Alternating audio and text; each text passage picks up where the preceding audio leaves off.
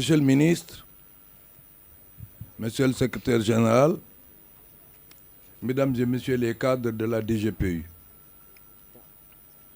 ce fut être hier la coïncidence qui consacrait l'avènement des femmes de Nder. Aujourd'hui, vous emboîtez pour illustrer ce que vous considérez comme étant la défense de votre être. Vous l'êtes. Quelqu'un tout à l'heure a dit, vous les femmes, nous les hommes, nous nous taisons. Avons-nous le droit de le faire? Vous êtes des grognardes, vous êtes des critiquardes, vous êtes des respectables. Et vous centralisez tout sur notre devoir-faire. Nous l'acceptons, puisqu'il est dit, soutenu, entretenu, que devant nous, comme derrière nous, à gauche comme à droite, vous y êtes. Vous êtes permanente et perpétuelle. Madame la présidente de l'association, enfin, Madame la porte-parole des femmes de la DGPU, votre discours de tout à l'heure a engendré de larges dimensions. Toutes ces dimensions étaient relatives selon les secteurs que vous avez identifiés et que nous avons bien entendus. Vous avez fait un tour d'horizon relativement au respect, à la considération que la DGPU vous accorde et l'œil ouvert sur vous. Monsieur le ministre, ce n'est pas un appel, c'est un rappel. La communion entre la direction et le personnel est symbolisée comme une seule personne, indivisible. La DGPU a une mission. Et quand je vois les cadres ici, que j'ai pratiqués et que je connais, je ne me nourris aucune inquiétude. Ma seule inquiétude, ma seule préoccupation, ce sont les femmes de la DGPU.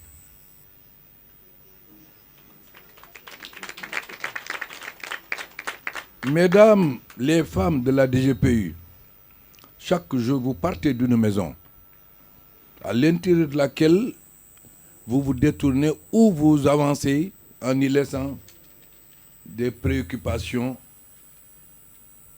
non négligeables. Vous fermez tout ce que votre cœur entretient avec art pour vous acquitter avec brio sur votre engagement relativement à ce que vous devez faire comme travail. Au nom du conseil d'administration qu'on appelle ici orientation, je voudrais retenir entre toutes les nécessités du temps présent l'essentiel. L'essentiel, c'est que, Monsieur le ministre, de la naissance de la DGPU à maintenant, n'eût été le Covid, nous aurions compté beaucoup d'années de fête de la femme. Mais je peux vous dire ici, mesdames, que le conseil d'orientation retiendra cette journée, que le conseil d'orientation proposera qu'un budget substantiel soit voté pour votre fête. C'est vrai, dans une administration centrale, c'est difficile de dire que ça appartient à la fête. Mais le social peut engendrer beaucoup de choses. Et dans le social, on essaiera d'inclure quelque chose qui vous raffirme. Et Monsieur le ministre, je voudrais vous demander aussi de trouver les moyens avec Monsieur le Président de la République. En cela, je vous soutiendrai pour qu'un terrain soit donné à chaque femme de la DGPU. Puisque nous ne pouvons pas être des donneurs de terrain, nous les hommes, on peut ne pas en avoir. On peut ne pas en avoir. Mais les femmes, chaque femme, Monsieur Sen, chaque femme doit avoir un terrain à la DGPU. Et je suis sûr que le ministre le fera. Il va plaider cette cause auprès du chef de l'État. Je voudrais remercier spécialement toutes les femmes qui nettoient la DGPU. Chaque matin, tout le monde sait à quelle heure elles doivent se réveiller chez elles pour être là, nettoyer nos bureaux avant qu'on entre dans les bureaux. Des fois, elles sont malades. Des fois, elles n'ont pas de transport. Des fois, elles ont faim. Des fois, il y a des problèmes de chez elles qu'elles ne peuvent pas laisser. Elles viennent travailler. Droits des femmes, édition 2023. Monsieur le Président du Conseil d'orientation, Monsieur le Ministre délégué général, Monsieur le Secrétaire général, Messieurs les directeurs, Messieurs les conseillers techniques, Mesdames, Messieurs les chefs des différents services, Mesdames, Messieurs les employés de la délégation générale au pôle urbain de Diamniadio en vos rangs et qualités. En sacrifiant à la tradition de la fête internationale de cette année 2023, les initiateurs ont choisi de se mettre à l'ère du temps en faisant focus sur le diptyque digital genre. Mesdames et messieurs, mon propos est moins de disserter sur le thème que de parler de ce qui se passe dans nos locaux pour mieux le magnifier. C'est un truisme de rappeler que l'accès aux technologies de l'information et de la communication, soubassement d'une humanité qui se conjugue désormais en un monde digital, ne peut se faire sans la femme. Pierre angulaire de la famille, cheville ouvrière de la société, la femme constitue le véritable moteur de tout développement.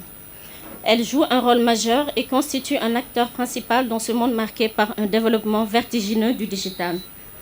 De gré ou de force, tout un chacun est contraint de se mettre au diapason, à l'ère du temps, au numérique, bref, au digital. Comme un chevalier de l'Apocalypse, annonciateur de grands bouleversements, les antiques ont tout chamboulé en imposant un mode de vie qui est naturellement inclusif. Comme le disait Alain Pierrefitte, l'informatique, comme la langue d'Ésope, est la meilleure et la pire des choses. Il nous revient alors, à nous les femmes, de savoir tirer le meilleur de cette toile, de ce monde virtuel dans lequel nous vivons et évoluons. Il y va de l'avenir de l'humanité. Au sein de la DGPU, même si le ratio homme-femme penche en faveur des hommes en termes de nombre d'employés, il n'en demeure pas moins que Monsieur le ministre délégué général n'a ménagé aucun effort pour mettre en valeur et rehausser au plus haut niveau le capital humain que constituent les femmes dans la structure. Toutes les occasions sont bonnes, toutes les opportunités sont à saisir par le ministre délégué général pour participer et contribuer à l'épanouissement des femmes de la DGPU. Il nous apporte son soutien indéfectible dans toutes les actions que nous menons et nous assiste dans nos activités professionnelles et familiales. En cela, Monsieur le ministre délégué général, les femmes de la DGPU, par ma modeste voix, vous disent merci. Merci pour tout ce que vous faites pour nous. Merci pour les efforts sans cesse renouvelés pour nous mettre dans des conditions sociales et professionnelles fort enviables. Quant à vous,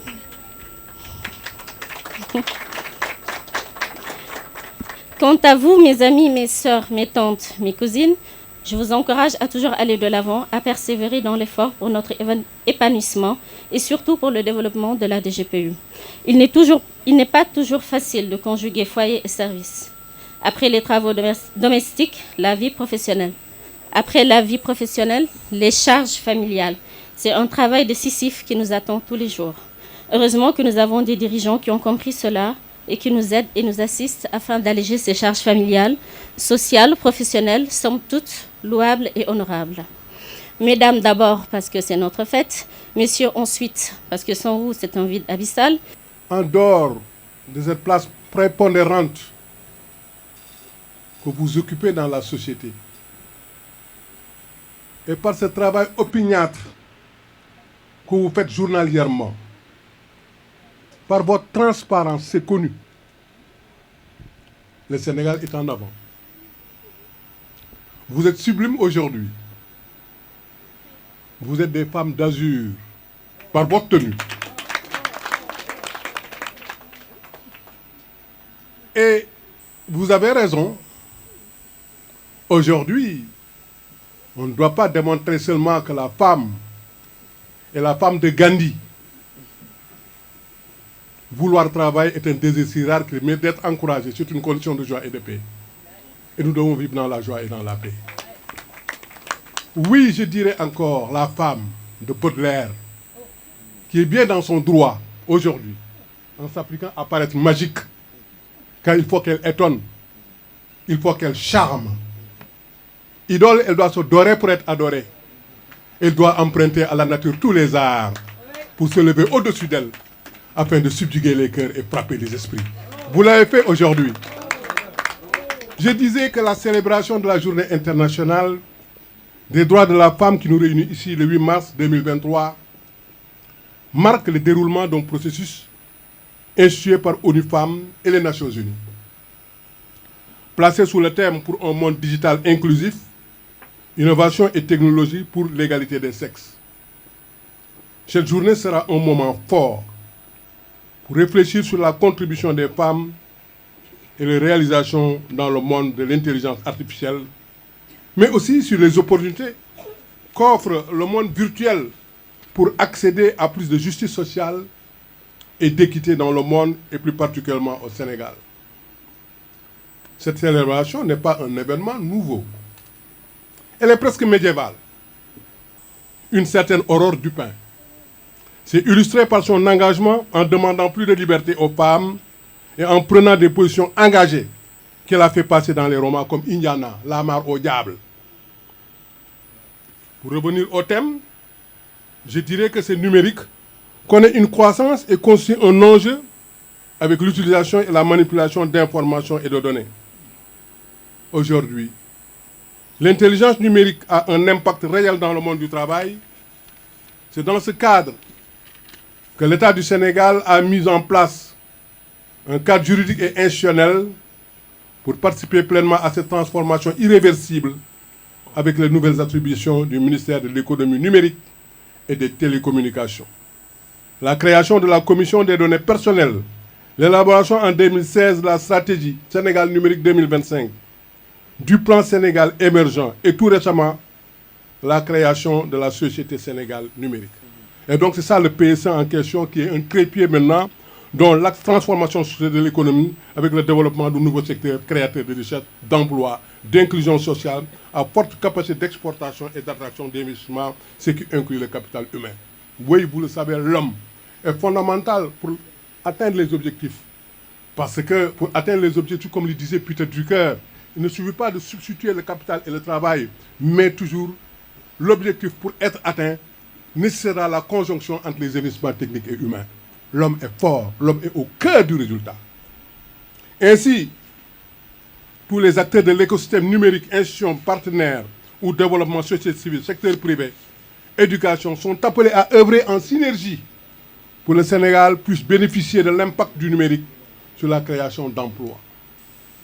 Face à cet environnement quasi hostile pour l'évolution des femmes dans le monde du digital, une lueur d'espoir est permise avec une offre de nouvelles perspectives pour l'automatisation des femmes et des filles au niveau mondial. En effet, l'intelligence artificielle représente une occasion unique d'éliminer toutes les formes de disparité et d'inégalité. L'enseignement et les carrières dans les domaines des sites, l'amélioration de l'accès aux outils numériques, le maintien des filles dans les filières scientifiques sont plus que nécessaires pour surmonter ce gap numérique entre hommes et femmes. Aujourd'hui, l'apprentissage numérique tient en compte les questions de genre liées aux soins de santé sexuelle et reproductive. Je ne saurais terminer sans magnifier le rôle des femmes de la délégation générale à la promotion des pôles urbains de Diamniadio et du Lac Rose, qui ne cessent de jouer leur partition dans notre sacerdoce de mission de service public. Elles ont toujours contribué à l'amélioration du travail et à tous les niveaux. Et je les encourage à persévérer pour relever de nouveaux défis. Je les exhorte à intensifier leurs efforts pour rendre le monde numérique plus sûr, plus inclusif, plus équitable à travers la DGPU. Mais beaucoup de conférences, j'ai été dans plusieurs organisations de journée internationale de la femme, mais je n'ai jamais vu des hommes aussi engagés, aussi compréhensifs que ces hommes qui sont en face de moi. En tout cas, ça a retenu mon attention parce que c'est une première quand même qu'il y ait plus d'hommes que de femmes. Et que les hommes également ont maîtrisé le thème cela veut dire qu'ils portent un intérêt particulier à l'organisation de cette femme et ceci est une chose très rare. Parce que les hommes n'aiment pas assister au débat des femmes, ne leur donnant pas leur place, dirais-je. Mais monsieur le ministre, vraiment, en entendant votre discours, le discours des autres, on sait que c'est des personnes averties sur le thème, mais également sur la question du genre, la sensibilité au genre pour ces braves travailleuses, que je demande d'être attentive, de redoubler d'efforts, vu les marques de sympathie et de générosité venant de vos autorités.